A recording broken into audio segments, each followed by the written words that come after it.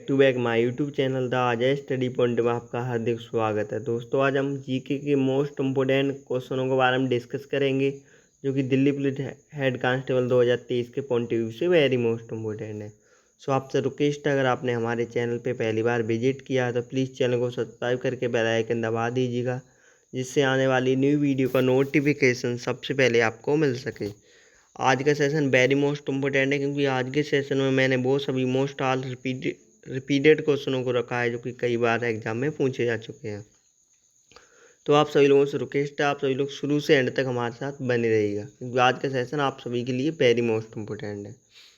दोस्तों आज के सेशन का पहला क्वेश्चन है कि अकबर के अधीन मीर बख्शी को किस विभाग की देखभाल करने की आवश्यकता थी। जो इम्पोर्टेंट क्वेश्चन एक बार फिर से रिपीट करेंगे कि अकबर के अधीन मीर बख्शी को किस विभाग की देखभाल करने की आवश्यकता थी। तो दोस्तों यदि सैन्य मामलों की अकबर के अधीन मीर बख्शी को सैन्य विभाग की देखभाल करने की आवश्यकता थी, यानी कि ऑप्शन ए इसका राइट आंसर हो जाएगा। इम्पोर्टेंट क्वेश्चन है एग्जाम के पॉइंट ऑफ व्यू से। मैं आपसे पहले भी कई बार बता चुका हूँ, हमारा सेशन स्टार्ट होने से पहले आप सभी लोग कॉपी और पेन लेके बैठिएगा। जो मैं क्वेश्चन को ज़्यादा इंपॉर्टेंट बताऊँ वो आप सभी लोग नोट करते रहिएगा, क्योंकि नोट करने से आपको बहुत ही जल्दी याद होगा। आप एग्जाम में बैठेंगे वही क्वेश्चन आए तो आपको तुरंत याद आ जाएगा कि ये क्वेश्चन मेरे द्वारा पढ़ा हुआ है और ये मैंने लिखा भी था। तो आप सही हो, सटीक टिक करेंगे। अगला क्वेश्चन है भारत के गवर्नर जनरल के कार्यालय में पहली बार वायसराय की उपाधि किस वर्ष जोड़ी गई थी। जो भारत के गवर्नर जनरल के कार्यकाल में पहली बार वायसराय की उपाधि किस वर्ष जोड़ी गई थी। तो ये 1858 ईस्वी में। कब? 1858 ईस्वी में वायसराय की पहली बार उपाधि जोड़ी गई थी, यानी कि ऑप्शन सी इसका राइट आंसर हो जाएगा। अगला क्वेश्चन है इम्पोर्टेंट है एग्जाम के पॉइंट ऑफ व्यू से कि भारत में बौद्ध धर्म कस्य मातंगा द्वारा किस वर्तमान क्षेत्र में लगाया गया था। जो भारत में बौद्ध धर्म कश्यप मातंगा द्वारा किस वर्ष वर्तमान में लगाया गया था। तो ये कौन से देश में लगाया गया था? भारत के अलावा ये चीन में लगाया गया था। कहाँ पर? चीन में। ऑप्शन ए इसका राइट आंसर हो जाएगा। ये भी क्वेश्चन वेरी मोस्ट इम्पोर्टेंट है, सो आपसे रिक्वेस्ट आप सभी लोग नोट कर लीजिएगा अपने नोट्स पे ये भी। अगला क्वेश्चन है इम्पोर्टेंट है कि सिंधु सभ्यता या हड़प्पा सभ्यता का समयकाल क्या था। जो सिंधु सभ्यता थी और हड़प्पा सभ्यता उसका समयकाल पूछा गया है। वो ईस्वी से कौन सी ईस्वी तक चली थी? कौन? सिंधु सभ्यता और हड़प्पा सभ्यता। ये 2500 ईसा पूर्व से 1750 ईसा पूर्व तक। 2500 ईसा पूर्व से 1750 ईसा पूर्व तक, यानी कि ऑप्शन डी इसका राइट आंसर हो जाएगा। अगला क्वेश्चन है कि द्वितीय अशोक के नाम से किसे जाना जाता है। जो द्वितीय अशोक है उसके नाम से किसको जाना जाता था? एक तो ये सम्राट अशोक और एक कौन थे जो द्वितीय अशोक के नाम से उनको जाना जाता था। तो ये कनिष्क। कौन थे? कनिष्क, यानी कि ऑप्शन सी इसका राइट आंसर होगा। ये भी क्वेश्चन इंपॉर्टेंट है, आप सभी लोग नोट कर लीजिएगा। और आपसे रिक्वेस्ट है, अगर अभी तक आपने सेशन को लाइक शेयर नहीं किया तो प्लीज़ लाइक और शेयर करते रहिएगा आप सभी लोग। अगला क्वेश्चन है निम्नलिखित में से कौन सा स्थान नमक आंदोलन से संबंधित है। निम्नलिखित में से कौन सा स्थान नमक आंदोलन से संबंधित है? तो कौन सा है? ये दर्शन आंदोलन है जो नमक आंदोलन से संबंधित है, यानी कि ऑप्शन बी इसका करेक्ट आंसर हो जाएगा। अगला क्वेश्चन है इम्पोर्टेंट है कि एक उल्लेखनीय समाचार पत्र संवाद प्रभाकर किसके द्वारा प्रकाशित किया गया था। एक उल्लेखनीय समाचार पत्र संपादन प्रभाकर किसके द्वारा प्रकाशित किया गया था। तो ये ईश्वर चंद्र गुप्ता द्वारा प्रकाशित किया गया था। क्या? ईश्वर चंद्र गुप्ता द्वारा, यानी कि ऑप्शन सी इसका राइट आंसर हो जाएगा। अगला क्वेश्चन है सरोजिनी नायडू कांग्रेस के किस अधिवेशन सरोजिनी नायडू थी वो कांग्रेस के किस अधिवेशन की अध्यक्ष थी। इम्पोर्टेंट क्वेश्चन है दोस्तों। तो ये कानपुर में एक अधिवेशन हुआ था 1925 ईस्वी में। कब? 1925 1925 1925 उस समय सरोजिनी नायडू कांग्रेस के उस अधिवेशन की अध्यक्ष थी, यानी कि ऑप्शन डी इसका राइट आंसर हो जाएगा। अगला क्वेश्चन है दिल्ली पुलिस हेड कांस्टेबल 2023 के पॉइंट ऑफ व्यू से वेरी मोस्ट इम्पोर्टेंट है। तो बंगाल का विभाजन किस वर्ष रद्द किया गया था? जो बंगाल का विभाजन हो रहा था वो कौन सी वर्ष में रद्द किया गया था? ये यहाँ पर ध्यान रखिएगा, यहाँ पर ये पूछा गया है कि बंगाल का विभाजन कब हुआ था। यहाँ पूछा गया है कि बंगाल का विभाजन कब रद्द हुआ था, तो ये 1911 यानी कि 1911 में बंगाल का विभाजन रद्द हुआ था, यानी कि ऑप्शन ए इसका राइट आंसर हो जाएगा। हमारे साथ बहुत सारे बच्चे जुड़ चुके हैं, सतीश चंद्र, ज्ञानेंद्र कुमार, करण, आयुष गुप्ता, रोहित कुमार, अनुपम ठाकुर, अभिषेक चौहान, सभी का मोस्ट वेलकम है। सभी के लिए गुड मॉर्निंग, गुड मॉर्निंग। आप सभी लोग सेशन को लाइक शेयर करते रहिएगा और हमें एक बार कमेंट करके ज़रूर बताइएगा कि आपके कितने क्वेश्चन में थे, कितने सही थे। तो अगला क्वेश्चन है सत्यार्थ प्रकाश नामक पुस्तक किसके द्वारा लिखी गई थी? जो सत्यार्थ पुस्तक नामक इनके द्वारा लिखी गई थी, तो ये दयानंद सरस्वती द्वारा लिखी गई थी। किसके? दयानंद सरस्वती द्वारा, यानी कि ऑप्शन सी इसका राइट आंसर हो जाएगा। जो सत्यार्थ नामक पुस्तक थी वो दयानंद सरस्वती द्वारा लिखी गई थी। अगला क्वेश्चन है मालवा का पठार निम्नलिखित में से किस राज्य का हिस्सा नहीं है? जो मालवा का पठार है वो निम्नलिखित में से किस राज्य का हिस्सा नहीं है? दोस्तों ये मध्य प्रदेश, सॉरी राजस्थान, गुजरात, महाराष्ट्र और मध्य प्रदेश। तो ये मालवा का पठार महाराष्ट्र का हिस्सा नहीं है। किसका? महाराष्ट्र का, यानी कि ऑप्शन सी इसका राइट आंसर हो जाएगा। अगला क्वेश्चन निम्नलिखित में से कौन सा एक स्थल रुद्ध देश है? स्थल रुद्ध देश पूछा गया है, तो ये हंगरी एक देश, ऐसा देश है जो स्थल रुद्ध है, यानी कि ऑप्शन बी इसका राइट आंसर हो जाएगा। अगला क्वेश्चन है वेरी मोस्ट इम्पोर्टेंट है एग्जाम के पॉइंट ऑफ व्यू से कि केसर का उत्पादन करने वाला भारत का एकमात्र राज्य कौन सा है? जिसमें केसर का उत्पादन करता है और बहुत ही बड़ी मात्रा में, तो ये जम्मू कश्मीर। दोस्तों जम्मू कश्मीर में सबसे अधिक मात्रा में केसर का उत्पादन किया जाता है, यानी कि ऑप्शन डी इसका राइट आंसर हो जाएगा। क्वेश्चन है वेरी मोस्ट इम्पोर्टेंट है दिल्ली पुलिस कांस्टेबल 2023 के पॉइंट ऑफ व्यू से कि अंटार्कटिका के ऊपर ओजोन छिद्र की खोज कब की गई? जो अंटार्कटिका है उसके ऊपर ओजोन छिद्र की खोज कब की गई थी? दोस्तों ये 1985 में अंटार्कटिका के ऊपर ओजोन परत की खोज की गई थी, यानी कि 1985, ऑप्शन 20 का राइट आंसर हो जाएगा। अगला क्वेश्चन है भारत की तट रेखा कितनी लंबी है? जो भारत की तट रेखा है वो कितनी लंबी है? तो ये 7500 किलोमीटर भारत की तट रेखा है, यानी कि ऑप्शन डी इसका राइट आंसर हो जाएगा। कितनी? 7500 किलोमीटर। अगला क्वेश्चन है वेरी मोस्ट इम्पोर्टेंट है एग्जाम के पॉइंट ऑफ व्यू से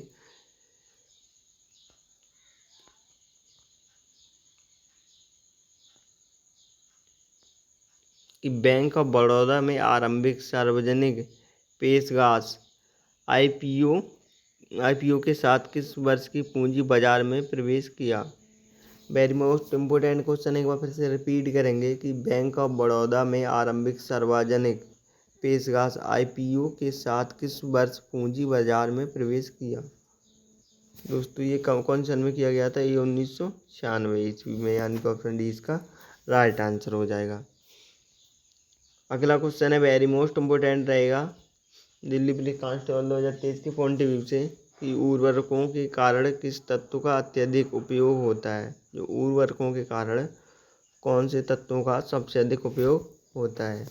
ये दोस्तों उर्वरकों के क्षेत्र में, तो ये नाइट्रोजन का, इसका नाइट्रोजन का उपयोग सबसे अधिक मात्रा में किया जाए। उर्वरक आप जानते होंगे जैसे खेतों में खाद और वो लगाई जाती है, तो ये नाइट्रोजन का उपयोग सबसे अधिक मात्रा में होता है। अगला क्वेश्चन है बॉम्बे में सेंट्रल इंडियन स्पिनिंग वीविंग ए मैन्युफैक्चरिंग कंपनी की स्थापना किसने की थी? तो ये किसने की थी? ये जमशेदजी टाटा ने। किसने? जमशेदजी टाटा ने मुंबई में इसकी स्थापना की थी, यानी कि ऑप्शन बी इसका राइट आंसर हो जाएगा। अगला क्वेश्चन है रियल एस्टेट विनियम और विकास अधिनियम रेरा कब पारित किया गया था? तो ये दोस्तों 2006 में पारित किया गया था। कब? 2006 में। अगला क्वेश्चन है अनुसूचित वाणिज्य बैंकों द्वारा जारी बैंकों के जमा प्रमाण पत्र के लिए न्यूनतम अवधि क्या थी? तो ये न्यूनतम अवधि थी इसकी 15 दिन तक ये जमा करने होते थे, यानी कि ऑप्शन ए इसका राइट आंसर हो जाएगा। अगला क्वेश्चन है इम्पोर्टेंट है एग्जाम के पॉइंट ऑफ व्यू से कि संसद किस वर्ष नागरिकता अधिनियम पारित करती है? जो संसद है वो कौन सी वर्ष नागरिकता अधिनियम पारित करती है, बताइएगा आप सभी लोग। तो ये 1950 में जो संसद है उसने नागरिकता अधिनियम पारित की थी, यानी कि ऑप्शन बी इसका राइट आंसर हो जाएगा। अगला क्वेश्चन है इम्पोर्टेंट है एग्जाम के पॉइंट ऑफ व्यू से कि किस अनुच्छेद के तहत राष्ट्रीय आपातकाल के दौरान अनुच्छेद 19 के तहत 6 मौलिक अधिकार स्वतः निलंबित हो जाते हैं? वेरी मोस्ट इम्पोर्टेंट क्वेश्चन है दिल्ली पुलिस हेड कांस्टेबल 2023 के पॉइंट ऑफ व्यू से, तो इसलिए एक बार फिर से हम रिपीट करेंगे कि किस अनुच्छेद के तहत राष्ट्रीय आपातकाल के दौरान अनुच्छेद 19 के तहत 6 मौलिक अधिकार स्वतः निलंबित होते हैं। 358 यानी कि ऑप्शन सी इसका राइट आंसर हो जाएगा। अगला क्वेश्चन है कि किस सीमित ने सिफारिश की न्याय पंचायतों को विकास पंचायतों से अलग निकाय के रूप में रखा जाना चाहिए? एक बार फिर से रिपीट करेंगे कि किस सीमित ने सिफारिश की न्याय पंचायतों को विकास पंचायतों से अलग निकाय के रूप में रखा जाना चाहिए? तो ये अशोक मेहता समिति को, किसको? अशोक मेहता समिति को, यानी कि ऑप्शन सी इसका राइट आंसर हो जाएगा। अगला क्वेश्चन है वेरी मोस्ट इम्पोर्टेंट है कि आईपीसी की कौन सी धारा कहती है कि अगर आप 7 साल से कम उम्र का कोई बच्चा कोई अपराध करता है तो वह अपराध नहीं है?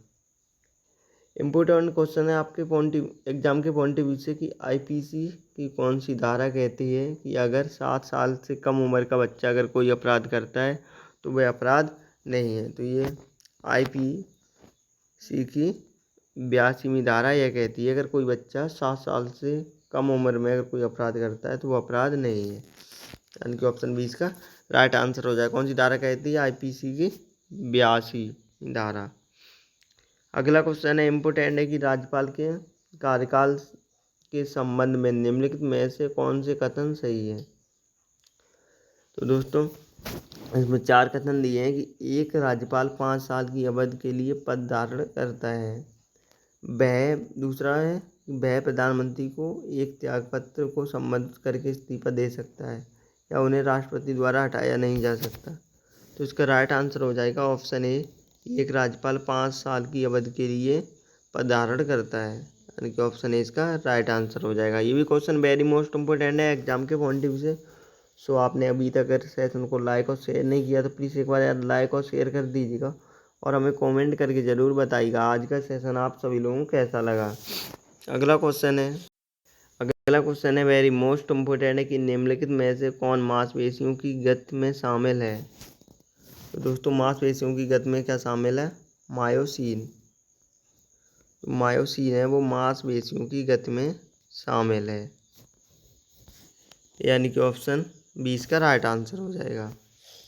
अगला क्वेश्चन है चीन के अध्यक्ष का सुझाव सबसे पहले किसके द्वारा दिया जाता है? तो ये ग्रेगर मेंडल के द्वारा चीन का सबसे पहले एक सुझाव दिया जाता है, यानी कि ऑप्शन ए इसका करेक्ट आंसर हो जाएगा। अगला क्वेश्चन है यदि कोई गतिमान पिंड अपनी चाल को 1.5 गुना कर देता है तो उसकी गतिज ऊर्जा क्या होगी? यदि कोई गतिमान पिंड है वो अपनी चाल को कितना कर देता है? 1.5 गुना कर देता है तो उसकी गतिज ऊर्जा क्या होगी? तो उसकी गतिज ऊर्जा होगी 2.5 गुना। अगला क्वेश्चन है सर्वाधिक गैस नियंत्रक का तापमान क्या होता है? जो सर्वाधिक गैस नियतांक का तापमान क्या होता है? ये होता है सर्वाधिक गैस इंजन का तापमान 8.31 जूल मोल पर किलोमीटर, यानी कि ऑप्शन डी इसका राइट आंसर हो जाएगा। अगला क्वेश्चन है इम्पोर्टेंट है एग्जाम के पॉइंट ऑफ व्यू से कि इनमें से किस अल्केन का क्वथनांक अधिक होता है। तो दोस्तों ये हेक्सेन का क्वथनांक सबसे अधिक होता है, किसका, हेक्सेन का। तो ये हिंदी से भी आपसे 2-3 क्वेश्चन पूछे जाएंगे, तो आप सब लोगों ने भी याद कर लीजिएगा कि जिसके समान दूसरा ना हो वो क्या कहलाता है। तो अब प्रथम कहलाता है, जिसके समान कोई दूसरा ना हो अब प्रथम, यानी कि ऑप्शन डी इसका राइट आंसर हो जाएगा। अगला क्वेश्चन है कपिस में प्रयुक्त संधि का नाम है। जो कपिस है उसमें प्रयुक्त संधि का क्या नाम है। तो ये दीर्घ संधि होती है, कौन सी, दीर्घ संधि, यानी कि ऑप्शन बी इसका राइट आंसर हो जाएगा। अगला क्वेश्चन है कि कलुष का विलोम शब्द है। जो कलुष है उसका विलोम शब्द क्या है। तो ये निस्लुष, ये कलुष का विलोम शब्द है, यानी कि ऑप्शन सी इसका राइट आंसर हो जाएगा। अगला क्वेश्चन है इम्पोर्टेंट कि अनंत का पर्यायवाची शब्द है। जो अनंत है उसका पर्यायवाची शब्द क्या है। तो ये निसिम, ये अनंत का पर्यायवाची शब्द है, यानी कि ऑप्शन 20 का राइट आंसर हो जाएगा। अगला क्वेश्चन, तितली किसकी रचना है। जो तितली है वो किसकी रचना है दोस्तों। तो ये जयशंकर प्रसाद की तितली एक प्रमुख रचना है, यानी कि ऑप्शन 20 का राइट आंसर हो जाएगा। जो तितली है वो जो जयशंकर प्रसाद की एक प्रमुख रचना है।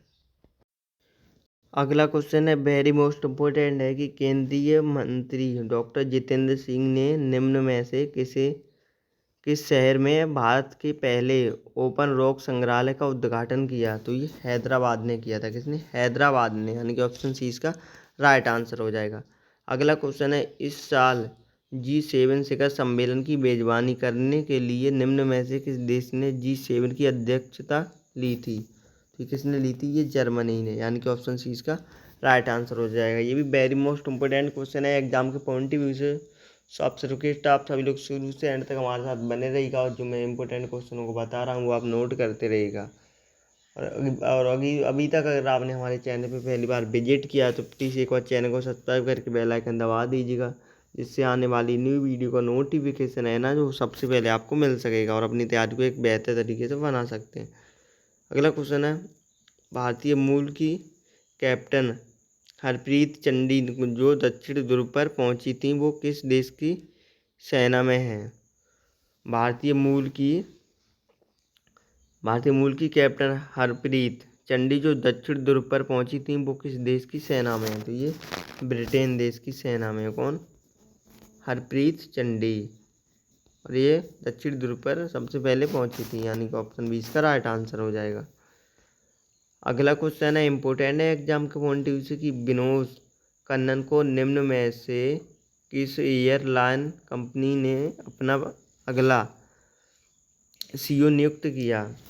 इंपॉर्टेंट क्वेश्चन है, फिर से रिपीट करेंगे कि विनोद कन्नन को निम्न में से किस एयरलाइन कंपनी ने अपना अगला CEO नियुक्त किया। तो उस कंपनी का नाम पूछा गया। तो ये विस्तारा कंपनी ने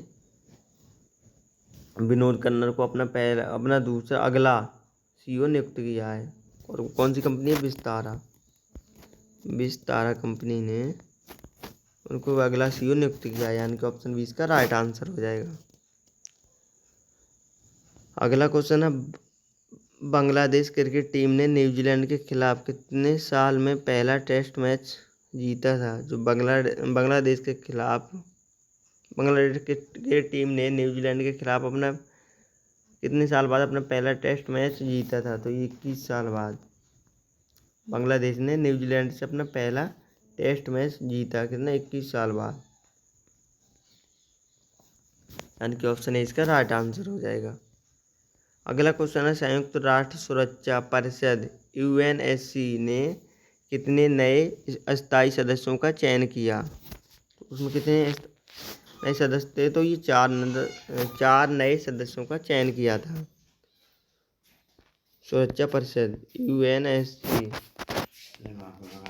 अगला क्वेश्चन है दिल्ली पुलिस हेड कांस्टेबल 2023 के पॉइंट ऑफ व्यू से वेरी मोस्ट इम्पोर्टेंट है कि भारत में संविधान दिवस किस दिन मनाया जाता है। जो हमारे भारत में संविधान दिवस है वो किस दिन मनाया जाता है। तो ये इम्पोर्टेंट क्वेश्चन है, आप सभी लोग नोट कर लीजिएगा।